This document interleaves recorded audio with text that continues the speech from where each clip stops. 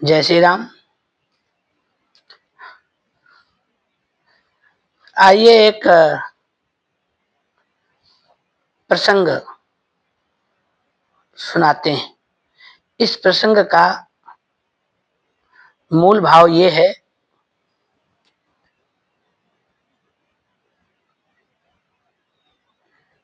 कोई भी वाक्य, कोई भी शब्द घटना से संबंध में अर्थ बदल देता है।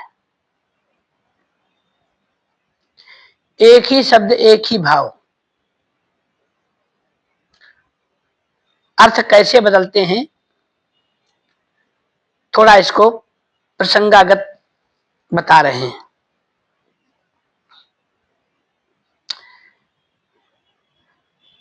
एक कोई गरीब महिला थी, उसका एक बेटा था, थोड़ा मंद बुद्धि था, शिक्षित नहीं था, पढ़ा लिखा नहीं था। घर में गरीबी थी, खाने को कुछ नहीं था, खेती ज्यादा नहीं थी, तो कैसे जीवन यापन होता। वो माँ से बहुत प्रेम करता था, तो माँ ने कहा बेटा कहीं बाहर चले जाओ, कुछ कमा के लाओ। बेटे ने कहा मैं तो कभी बाहर गया नहीं, मैं कैसे जाऊंगा, और मैं जानता भी नहीं हूं कहीं कैसे जाऊंगा। तो किसी ने उसकी माँ से बचपन में कहा होगा, मतलब ऐसे कहा होगा, बचपन में क्या, जब उस लड़के का बचपन था, किसी ने उसकी माँ से कहा था, अरे अम्मा बस ये जिधर आप खड़ी हो ना, आपके नाक के सीधे, बिल्कुल सीधे एक शहर है, वहां पे बहुत धनी लोग रहते हैं। माँ ने भी बेटे को ऐसे कह दिया, बेटा बिल्कुल अब ये सीधे सामने मेरे खड़े हो और बिल्कुल मेरी नाक के सामने चले जाओ, एक शहर है जहाँ पे धनी लोग रहते हैं, वहां पे नौकरी करो और कुछ पैसे कमा के लाओ जिससे जीवन यापन हो। तो सत्तू के लड्डू बना के माँ ने दे दिए। अच्छा देखिए, सत्तू हमारे यहाँ का मुख्य भोज्य और आहार हुआ करता था, बहुत पौष्टिक होता था और बहुत फायदेमंद होता था पेट के लिए। जौ के सत्तू आजकल बदल करके वही चीज विदेश से जब आ जाती है, बहुत बारीक डिब्बे में पैक, फ्लेवर उसका जो है, उसकी सुगंध बदल देते हैं और थोड़ा सा, तो वही चीज हम लोग बहुत महंगे मूल्य पर लेते हैं। लेकिन अपने यहाँ सत्तू हम 50-60 रुपए 100 रुपए किलो का नहीं लेने जाते हैं। ये हम लोगों की कमजोरी है कि हम लोग हर चीज विदेशी ब्रांड पे डिपेंड हो गए। तो उसने सत्तू के लड्डू बना दिए और बेटे को खड़ा किया कि सीधे आप नाक के सामने चले जाओ। बेटा लड्डू लिया, चल पड़ा। तो कह माँ तो मैं भुलक्कड़ बहुत था, मंद बुद्धि था ना, तो मंद बुद्धि था तो भुलक्कड़ भी बहुत था, भूल जाता था। तो उन्होंने कहा मैं कैसे याद रखूंगा कि मैं कहाँ जा रहा हूँ। चले नाक के सीधे जाओ और सत्तू के लड्डू खाओ। वो यही कह रहा था, नाक के सीधे जाना है और सत्तू के लड्डू खाना है। तो भूल ना जाए इसलिए वो चिल्लाता हुआ जा रहा था।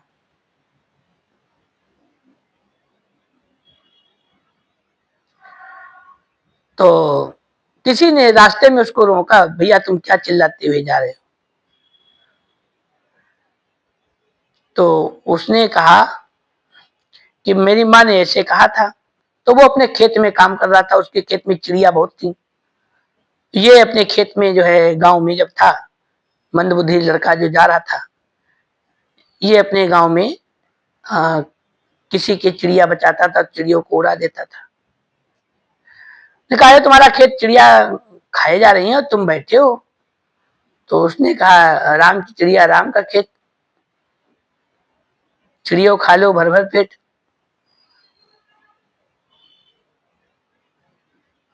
जिसका खेत था, जिसने टोका था कि तुम कहाँ जा रहे हो।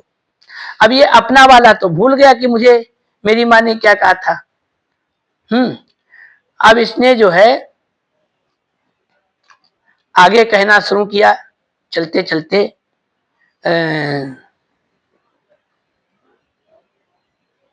राम का खेत और चिड़ियों खा लो भर भर पेट, यही कहता हुआ जा रहा था चिल्लाते चिल्लाते। तो चिल्लाते हुए रास्ते में जा रहा था, एक बहेलिये ने जाल बिछाया हुआ था, दाने बिखेर रखे थे और जाल बिछा रखा था। तो चिड़िया आई और उसमें फंसने वाली थी, मतलब जाल बिछा रखा था। तो चिड़िया आई, लेकिन उसको खाने से पहले चिल्ला रहा था, तो चिड़िया सब उड़ गई। तो बहेलिये ने पकड़ करके बहुत मारा। बहेलिये ने कहा कि तुम आज से ये कहते हुए जाओ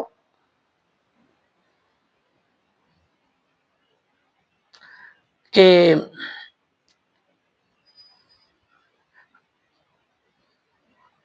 आवत जाए फंस फंस जाए, आवत जाए फंस फंस जाए।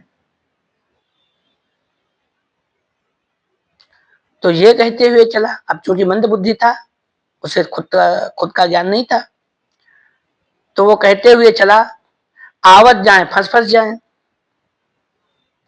तो एक गांव में निकल रहा था यही कहते हुए।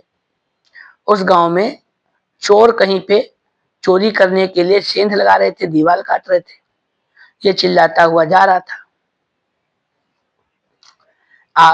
आवत जाए फंस फंस जाए, यानी आते जाए चोर और फंसते जाए। चोरों ने समझा, तो चोरों ने अपने हिसाब से अर्थ लगाया, खूब उसको मारा और कह लगे अब तुम ये कहते हुए जाओ कि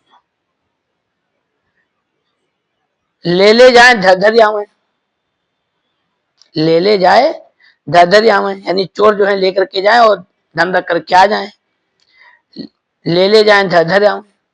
अब वो कहते हुए चला ले जाए धर आवे, यही कहता हुआ जा रहा था। तो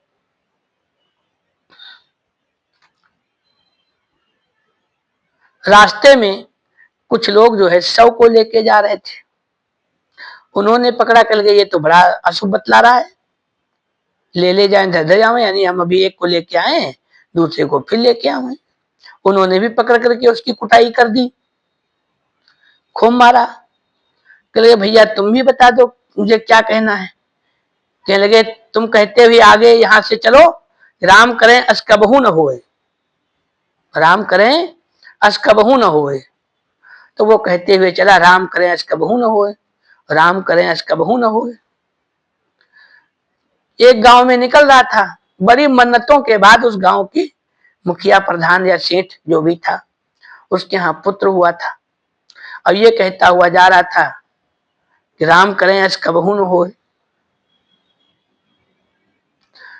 अब उस सेठ के लोगों ने सुना, उसको पकड़ा और उसकी धुनाई शुरू कर दी कि ये तुम अशुभ बोल रहे हो, बड़ी मन्नतों के बाद में पुत्र हुआ, तुम कह रहे हो राम करे अस्कबहू न होए।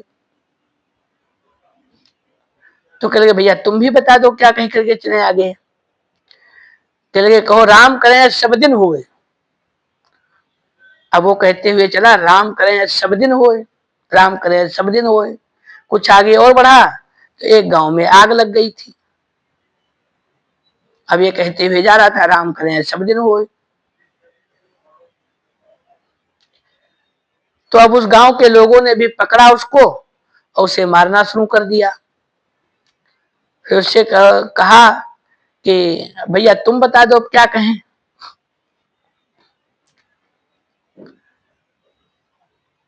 तो तात्पर्य ये हुआ यहाँ पे पूरी कहानी का, आज के समय में ये थोड़ा सा व्यंग्यात्मक है लेकिन कहीं ना कहीं सही है। किसी के हिसाब से नहीं चला जा सकता, स्वयं के बुद्धि विवेक को प्रयोग करना चाहिए।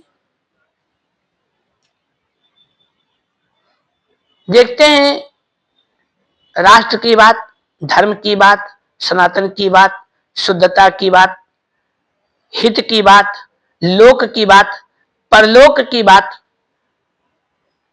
ये कोई भी वर्तमान में धर्माधीश, धर्माचार्य, संत महात्मा, बड़े बड़े कथावाचक नहीं करते। और सुनने वाले जाकर के अपना ज्ञान खुद नहीं लगाते,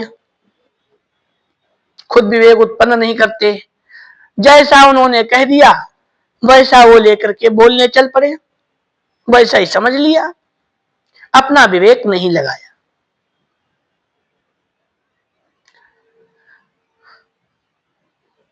तो एक ही शब्द के, एक ही वाक्य के भाव अलग अलग बदल जाते हैं, संदर्भ अलग अलग हो जाता है।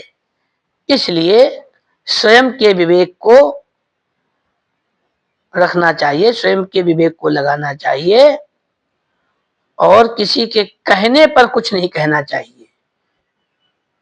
उससे अच्छा तो एक चुप हजार भली, चुप रहना चाहिए। जय श्री राम।